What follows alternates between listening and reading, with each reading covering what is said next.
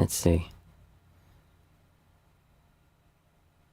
Yes, sorry about that. I've actually been streaming, but I was on the wrong stream.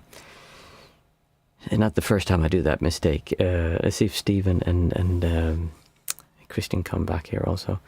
I was just creating the stream for Thursday, and then accidentally I started that. Yeah, it's confusing on YouTube sometimes. I'm sorry that I messed that up, and I can see some people have dropped off. Hopefully they come back again. Hey Jack, nice to see you. I apologize. I was like, oh, that's strange. There are only 2 people joining. Normally there's more people sitting in the waiting, but yeah. It's confusing with YouTube. You create a stream and then you schedule it and automatically starts that stream. So I had to go back to the page where I create the streams. So yeah, hopefully Christian and Stephen can rejoin again. Yes, sorry about that, Christian. I just realized it when I was reading, it's group meditation. No, it's guided group meditation today. And then I thought, oh crap, it's the wrong day. It's actually the 12th today. It's not the 15th like he was saying. I was talking about, Christian was asking, say he was feeling sleepy when he was meditating. And I think you were answering, but then I turned off the stream and came here instead. So basically there's 2 ways you can feel sleepy when you're meditating. Maybe there's more, but 2 main ways. There's the drowsiness where you sit and you meditate. It's a phase you're going through, especially if you follow the jnanas from the Mahasi method. It's very clear in certain phases, jnanas, that you just can't stay awake. And you sit and it goes like this, and it's really painful. It creates a lot of anxiety because you are so tired, it's painful to stay awake. It's like this. And it's like when you catch yourself, it's like the whole body falls asleep. And that is a difficult state to be in. There can be a lot of anxiety together with it because you're trying to keep yourself awake, but the body just doesn't want to stay awake. So you keep dipping and waking up, dipping and waking up. That's just a phase that you go through, and it just kind of, you will sit. And the reason I never take sleepiness or drowsiness seriously in meditation is because I've been through it so many times where I've been really tired and I've been sitting like this, like, oh, I cannot keep myself up. I just want to sleep. And it's completely gone. And all of a sudden the mind is clear and I'm just sitting there and there's no tiredness at all. It just disappeared. So there are things that we go through where we feel, that I would call them more drowsy than sleepy. And a lot of people think, oh, I just need to sleep. That's why I'm getting like this. And I think it's kind of a defense mechanism of the mind. It's like, oh, I don't want to look here, so I'm just going to put him to sleep or her to sleep. So we don't look at this stuff, and they just try passing it all out. So if that's the thing, then it's just a matter of going through it. There are things you can do to make it easier, like standing up or walking meditation, but not getting too worked up about it, because it is going to pass, and it can last for a long time. Second thing is that you meditate and you go through something where it feels good. You meditate and then you just kind of drift off, and you're not really aware. You're not sleeping. It's something else happening. That happens to me quite a lot. And I'm not entirely sure what that would be. I mean, I could come up with some answers of what it could be, but I am not sure, so I'm not going to say what it is. But I quite often have that. I sit and then I just disappear and then I'm back again. And it's kind of a drowsy sleepiness thing, but I'm not sleeping. It's not a sleeping thing. If that's what it is, then I agree that's like a positive thing. The other one is positive also. It will pass. Let's see. Stephen was saying, because he asked the question before, Stephen, do you think the more you identify with material things, the more you suffer? Yeah, well, identify with. I'm assuming you mean attached to, or that you have part of your well-being tied into something material. Is that what you mean, Stephen? See, Jack was asking. Yeah, it is good to have you back, Jack. Sorry, Stephen. Christian, good to have you back. My bad. Jack, have your mind ever considered the thought of, if I am doing so much meditation, then why am I not yet enlightened? Enlightenment. Has it ever passed through your mind? If it did, what was the answer? Oh yeah, absolutely. Well, not really like that. I don't have that issue at all. But I remember Because what you're talking about there is some kind of disappointment, or it could also be a fear of, am I doing the right thing? Because if I am doing so much meditation, then why am I not yet enlightened? Meaning that you believe that considering how much you've done, you should be enlightened. I don't think I had that much, because I had so much progression that I felt it was always moving forward. So I never felt like, oh, I'm just stuck. Like it was really, it felt like 2009 or 2010 when I completed my first jnana. It was like someone just pulled the plug, and it was a roller coaster after that. I just couldn't stop meditating if I wanted to. And I didn't do so much. I was just along for the ride. It was really quite chaotic in the beginning. Now it's calmed down, so now it's very different, and there's more peacefulness and calmness to it than it was then.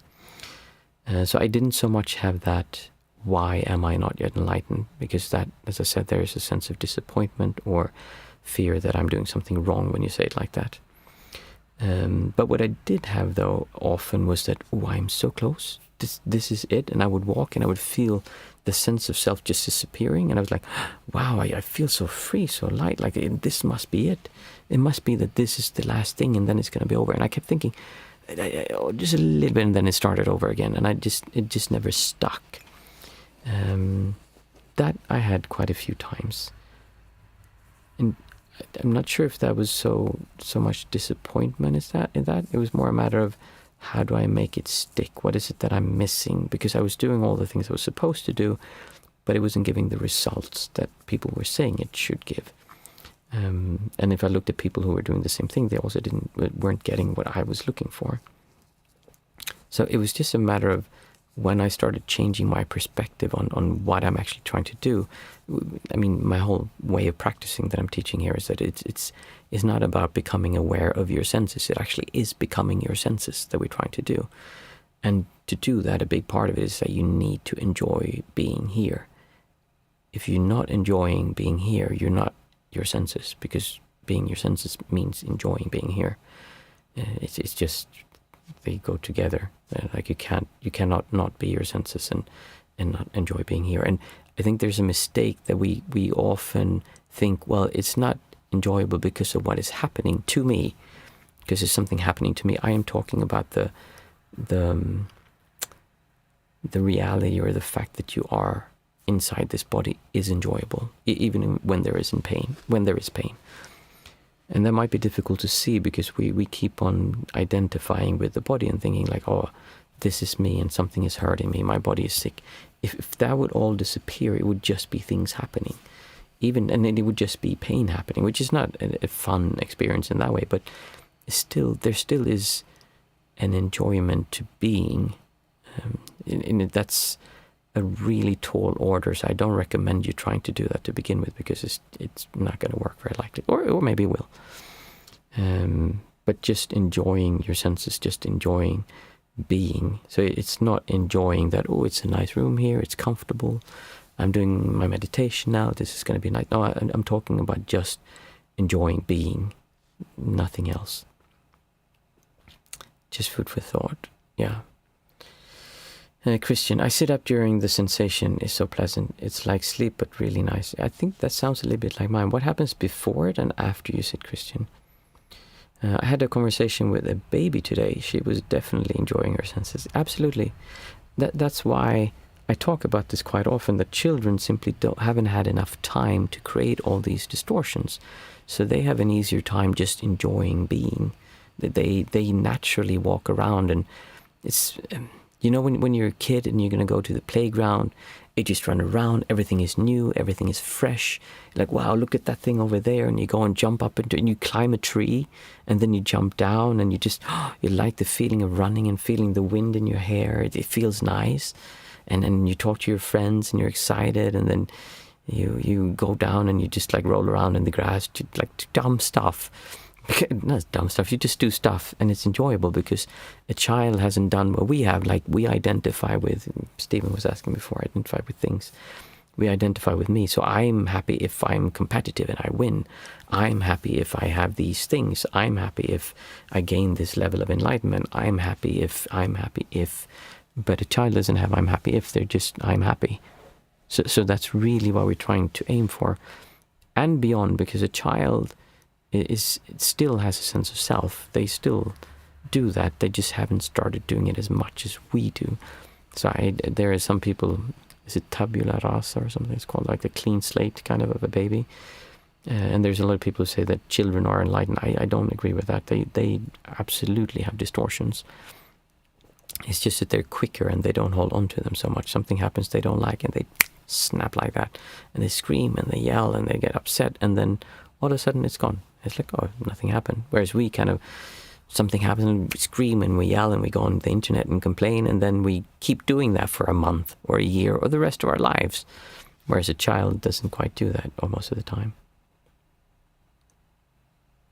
So, yeah, this is Stephen. Did you have anything more with that identify? I can't remember if I answered that or not. Majjhima Nikaya, there were time frames for achieving it while doing intense meditation. There were time frames for achieving it while doing intense meditation. What do you mean? Is that a quote from the text, Majjhima Nikaya? Or do you mean that there are for you now? Or I think also I really subscribe to the idea that there is something you can attain, if you want to have it like that, where call it that, where you disappear, when the sense of you actually stops being. Because from my experience of what happens when we meditate, it really is that you start out and there's all this stuff and you react towards everything and you push and you pull, and the more you do it, the more stuff goes away and there's less and less and less and less and less. Stephen, I feel like society has a hive mind. Yeah, it probably does.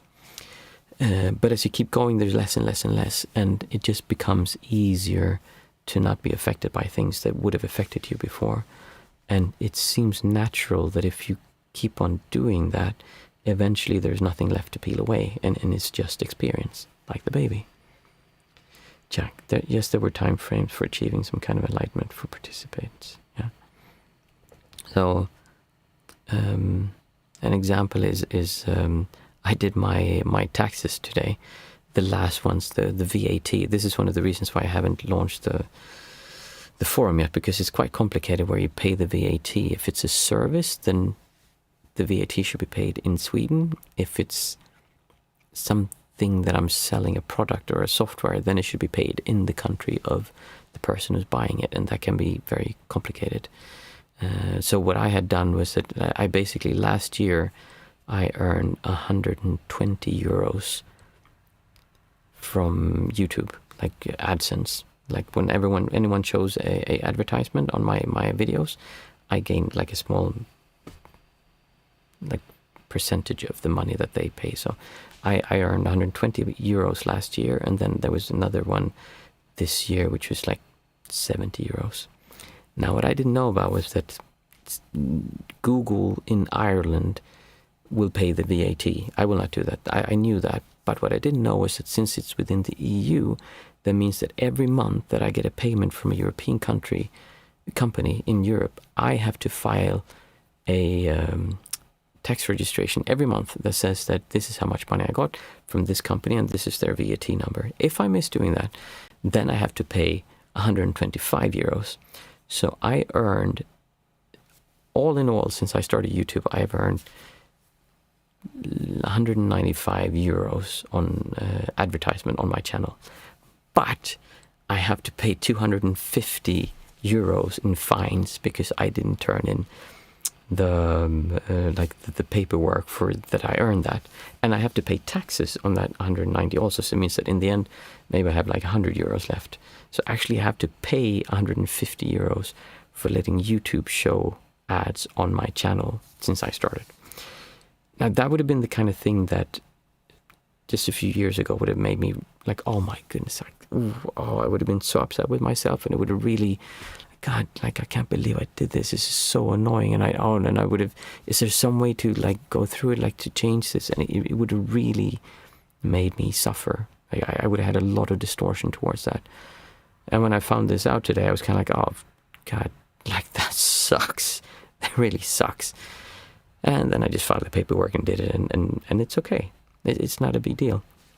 So it's really a matter of because we believe that if I worry, that means I'm somehow responsible, that I'm doing the thing I'm supposed to. But it wouldn't help at all. Like, it's the government we're talking about. I can't just call them and say, hey, you know what, I did a mistake. Can you make an exception for me, little me? I mean, I didn't do it on purpose. I'm sure you can just make an exception and waive that fee, right? Like, that's not going to happen. So then you just have to accept it. There's no reason to be upset about it. I mean, it was dumb. It's not. There's a lot of rules that you have to know about. So that's, like I said, that's one of the reasons I haven't started the forum, is because if I do that wrong, there's the possibility that that ends up costing me more than it actually earns. What were we talking about? Oh yeah, why I believe it goes towards one point, because that is one of my deep-rooted distortions, is towards money and things like that. And that's just less. It's just less than it was before, and every year it just goes less and less, and it makes sense that there will be a point where it just connects and it disappears.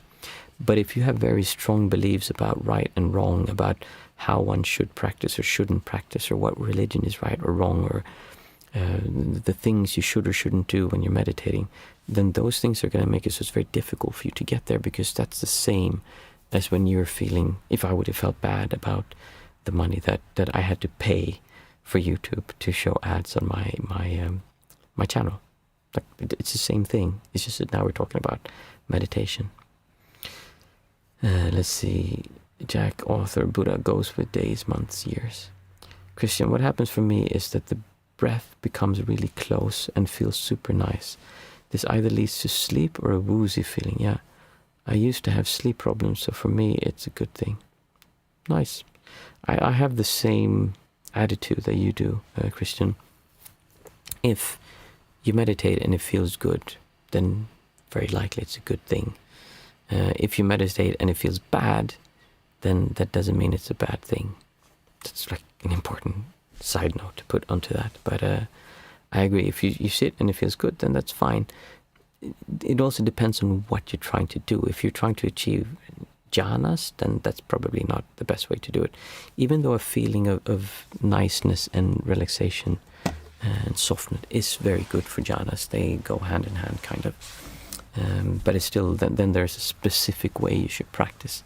So if you have a certain outcome you want to attain, then obviously, yeah, but it wouldn't really matter, because the end thing anyway is that we should not resist what we're experiencing, meaning that we shouldn't work against that. If you're sitting and you're kind of dozing off or drowsing off, something's happening when you're not really there, but it's a really relaxing state, and afterwards you have this warm, soft body, like you've been lying in sunshine and it's just relaxed and there's no distortion, then that's a good thing. I think, at least. There would be a lot of meditation teachers who would say, no, it's a bad thing, you're not supposed to do that. So it depends on what you're trying to do. Anyone have one more question before we start the meditation? And again, I'm sorry for starting the wrong stream. It's not the first time I do that. And I'm sorry, but it's probably not going to be the last. I will try to make it the last, but I feel like I'd be lying if I said it would be the last, because I don't believe it myself.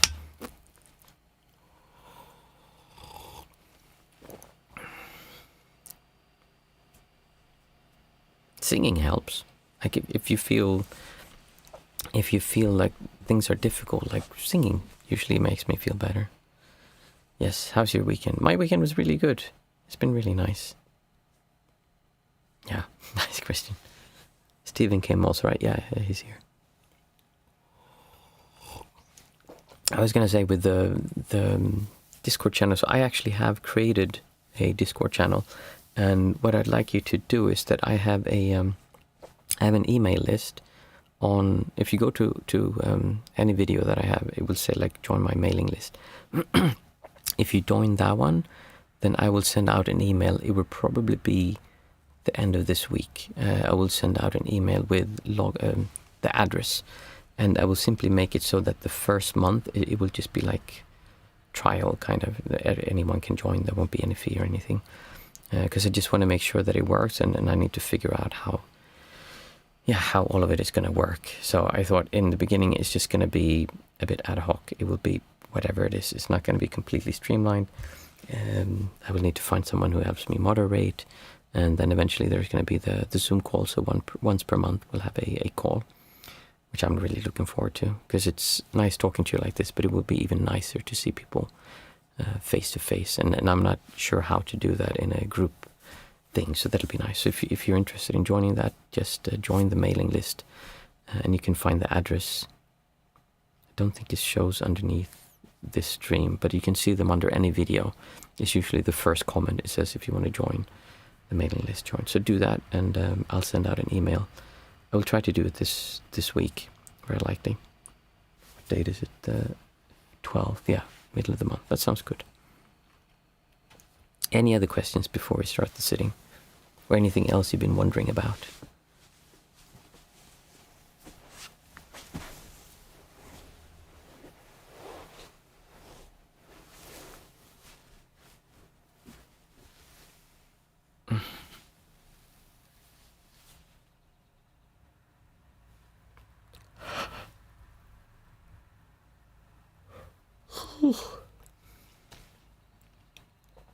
Okay, nice. If someone writes, I'll just stop. For those of you who are new, what we normally do is we chat a little bit before, and hopefully next time I'll join the right stream.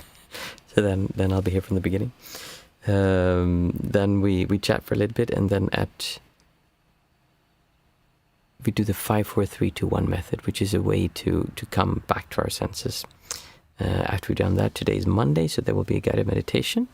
And then after that, we all go to bed and sleep like babies, which I hope you don't, because babies sleep like crap. They just don't sleep. Babies are terrible sleepers. I don't know who came up with that expression, but it's not true. Babies don't sleep. They just wake up the whole time and cry. So sleep like adults after we do this. So the 5, 4, 3, 2, 1 method, what we do is we say out aloud 5 things we can see, 4 things we can touch, 3 things we can hear, and 2 things we can smell, 1 thing we can taste. And the whole idea behind it is that we want to come to our senses. We don't want to just be aware of our senses, we actually want to be our senses. So when I see things, we want there to be no identification, any kind of interpretation, or having a relationship with the things we see. It's just seeing. So I see this cup, and when I look at this cup, I can see the glossiness of it. I can see all these colors. I see the reflections. I can see the shadows, and I can see that there's different colors inside because there's tea. And I can see this cup and really look at it and not think, oh, this is my favorite cup, I love it so much, and I got this from my children, or whatever story I have behind it. It's just seeing. In the scene is only the scene, meaning there is no interpretation to what you're seeing. So say it out loud what you see. I see a cup. I see a impact drill, interestingly, standing in my office. I see a chest of drawers. I think that's what it's called in English. And I see some sound isolation boards. I see a light bulb. And the same thing, when you look at those things, really just look at what they look like. The colors, the shadows, the texture, the shapes, how they turn, reflections. Like really see the like if you would break down what you see into just things you can see, not the interpretation of, oh, that's my light bulb, it can change colors, it's on that light stand that I got from my brother from his own home when he got his divorce. Like I can have all these stories and like relationships to it instead of just seeing what it is. I mean, we can name what it is, but we're trying to not engage with the story about it. We're just trying to see clearly what we see around us. Next we have our sense of feeling. So I can feel that my skin on my hand is really chapped. It's very dry. I guess I've been touching oil and like working with my hands, so they're just really scrapey. I should use some hand lotion to make it better. It's interesting, just feel that, not like, oh, well, I don't want to, like, that shouldn't be so dry. Just feel, what does it feel like to have dry, chalky hands? That's an interesting feeling. Next, I feel my woolen sofa, and I can feel it's just, my hand is just running slightly over it in my whole arm, and I can feel the fibers of the sofa just touching me, grazing me gently, just a little bit. Interesting feeling. I can feel the metal of this cylinder. And it's a little bit cool, soft, and there's a dent here. And I can feel there's a different material here, some plastic. There's rivets on that, and there's a little dent here. So it's basically what we're trying to do is to become interested in reality. We're so used to telling ourselves stories about reality that we miss what's actually happening. Instead of actually experiencing our life experience, we're trying to live a story of our life. And that's what we're trying to get away from. And that's one of the many objections I have to how spirituality is practiced, because it's not really about experiencing reality.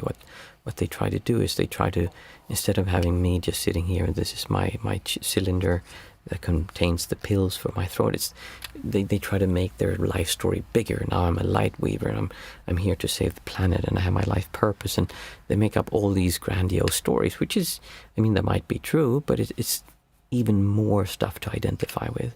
We're getting further away from just experiencing this raw moment without any sense of identification with the things around us. I can feel the carpet that I have hand cleaned with a special vacuum cleaner for carpets. Very clean now. Nice. Those are 4 things that I could feel. Next we take 3 things that we can hear.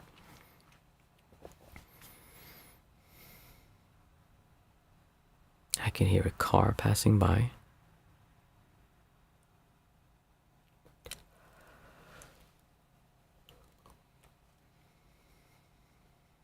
I can hear the breathing of my throat. I have a little bit of a cold, so I can hear the wheezing. I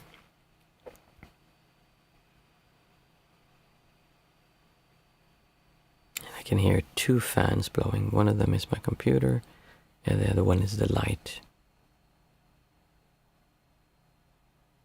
That was 2 things that I could hear. Next we take...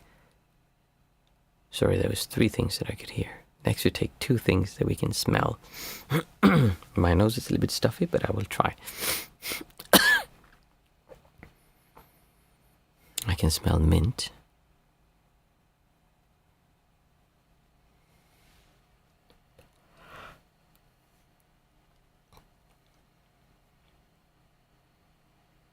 I can smell like a little bit of stuffiness in a stuffy room.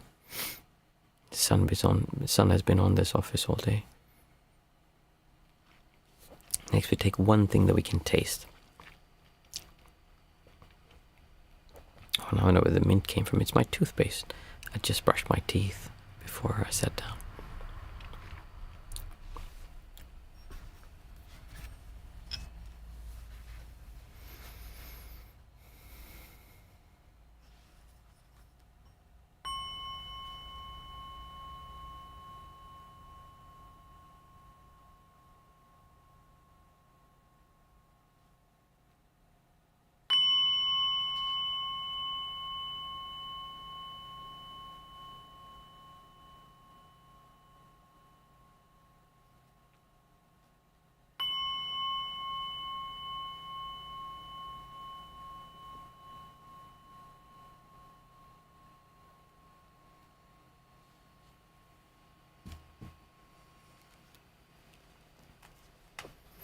So I want you to just close your eyes and start focusing on your breath.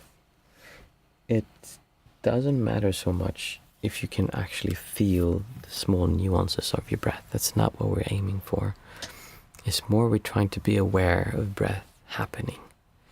If there's any kind of looking for or tensing or trying or striving towards doing this, then that's not what we're trying to do here. This is not quite anapanasati, where you're trying to be aware of the breath, or you don't have to feel the sensations of the breath.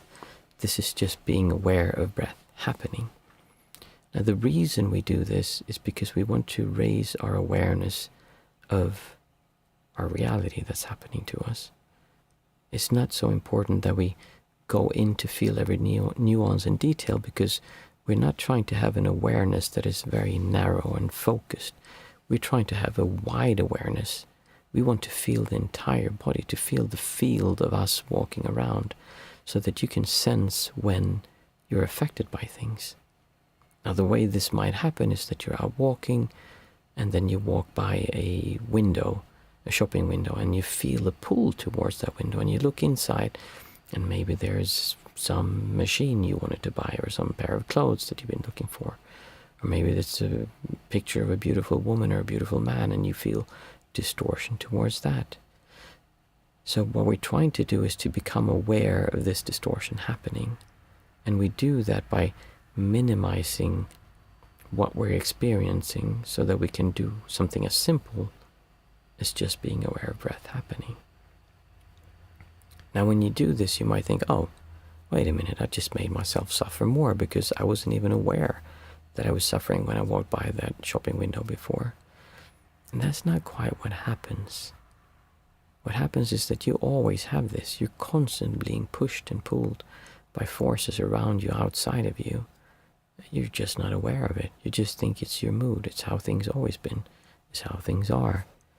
But we're trying to break that pattern and become aware of how you're being affected by the world around you.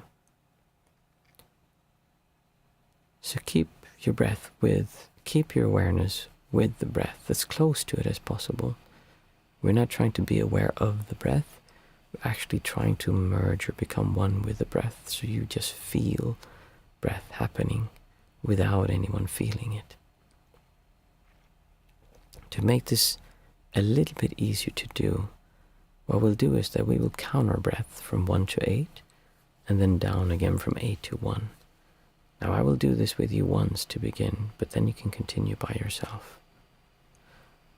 As I do so, I'll also breathe in and breathe out, and you can hear me breathing. That's not the way I want you to breathe. I just do that to show that I'm breathing in and breathing out. When you breathe, just let breath happen by itself. We're not trying to control the breath. We're not slowing it down. We're not speeding it up. We're not doing anything. Instead, we're just trying to get out of the way and let breath happen by itself. So breathing in and out. 1. In and out. 2. In and out. 3. In and out. 4. In and out. 5. In and out. 6. In and out. 7. In and out. 8. In and out. 7. In and out. 6. In and out. 5. In and out. 4. In and out. 3. In and out. 2. In and out. 1. Now keep counting your breath from 1 to 8, and then down again from 8 to 1. As you breathe in and out. 1. In and out.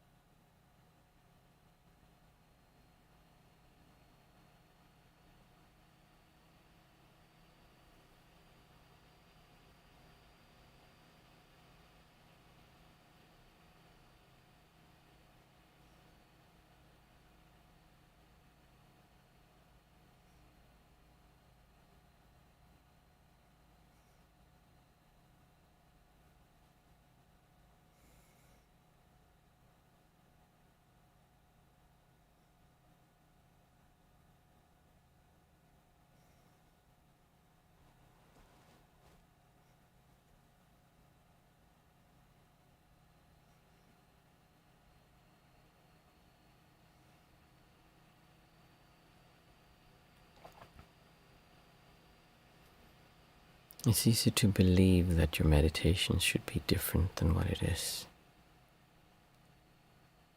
This might sound obvious, but when you're sitting there and you experience something that's not nice, or when you're not getting the results that you believe you should have, it's easy to feel discouraged. It's easy to doubt that you're doing the right thing, or that you're doing what you're supposed to do. Maybe you're even hurting yourself. There's a lot of fear, anxiety, worry, distractive thoughts that can come up while you're meditating. And if anything, what they really do is just make your meditation worse. Meditating is not something you should worry about, or that you should even try to have a specific experience from.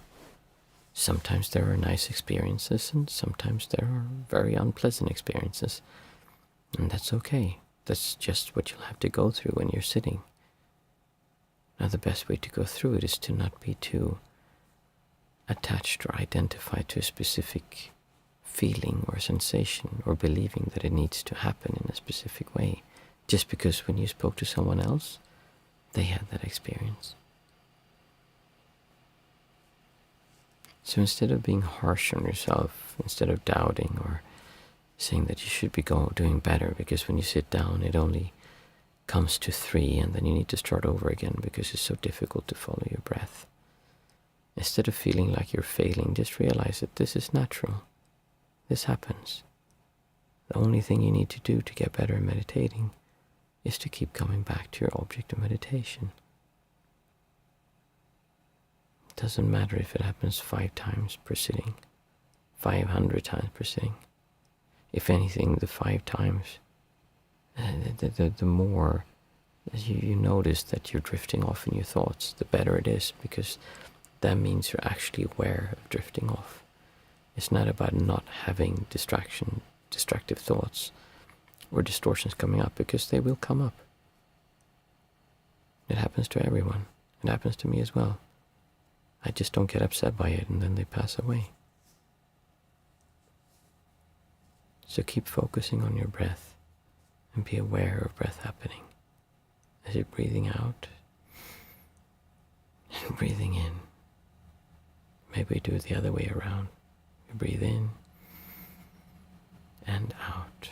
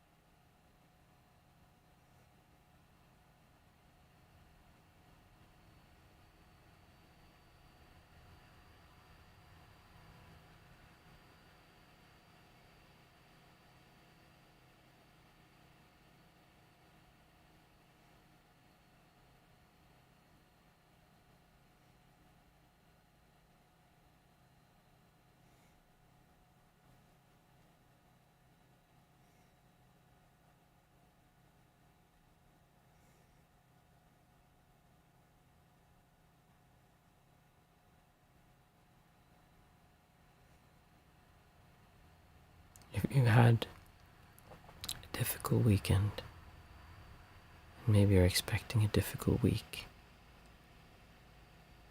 it's easy to tense up and be prepared for the difficult thing coming. For the rest of the meditation, instead, try being aware of your breath happening and just let go of any tension, the worry, the fear you have about what's coming or what might not be coming that you want to come. It's just a distortion. You can just look at it and see it as muscle relaxation, where we tense our muscles to be able to relax them. It's the same way with this. The distortions help you focus on them and learn to see how to let go of them, because ultimately you are the only one who can do that.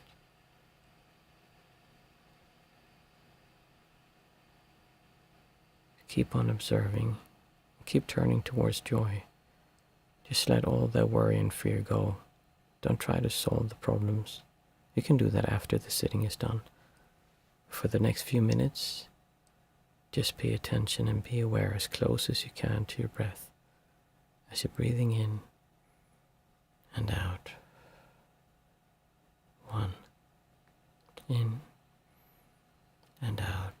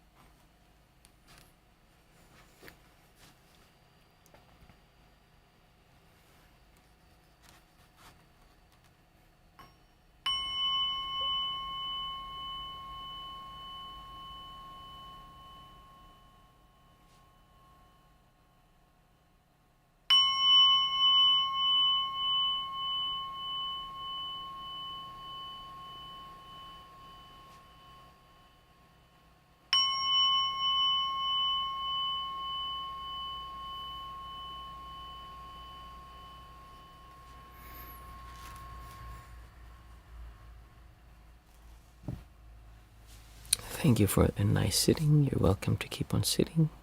I am going to go to bed. This is one of the first times I've actually been able to make it for the 9 o'clock mark, so happy we're getting better with that. Thank you everyone who joined, and I'm sorry about missing the stream and getting it on the wrong one. We'll do better next time. I wish you all a pleasant week, and I will see you on Thursday again. And if you want to be a part of the forum and the first Zoom meeting, then join the mailing list, and I will send out an email about that shortly. Thank you.